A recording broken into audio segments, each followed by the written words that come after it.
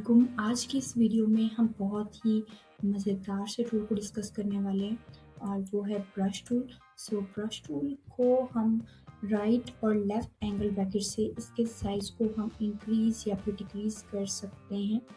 और let's suppose यहाँ पे हम रेड कलर ले लेते हैं और अपने ब्रश के साइज़ को इंक्रीज़ और डिक्रीज़ करके चेक करते हैं। लेफ़्ट एंगल ब्रैकेट से मैंने इसके जो है साइज़ को डिक्रीज़ कर लिया। दिस इसका जो फ्लो है वो फुल कर लेते हैं।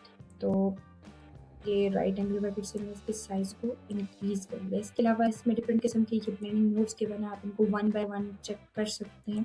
इसके अलावा इसकी ओपेसिटी बेसिकली ट्रांसपेरेंसी को कहते हैं और अगर हम इसको डिक्रीज़ करते हैं तो हमारे पास जो है वो अ, इसको हम ट्रांसपेरेंसी को चेंज कर सकते हैं, कलर की ट्रांसपेरेंसी को। इसके अलावा हमारे पास ये फ्लो का ऑप्शन है, ये फ्लो अगर हम कम करते हैं तो ये ज़्यादातर शेडिंग के अंदर हम जो है वो यूज़ करते होते हैं। सो जितना ज़्यादा इसको कम करेंगे तो हम इसको इससे शेडिंग कर सकते हैं।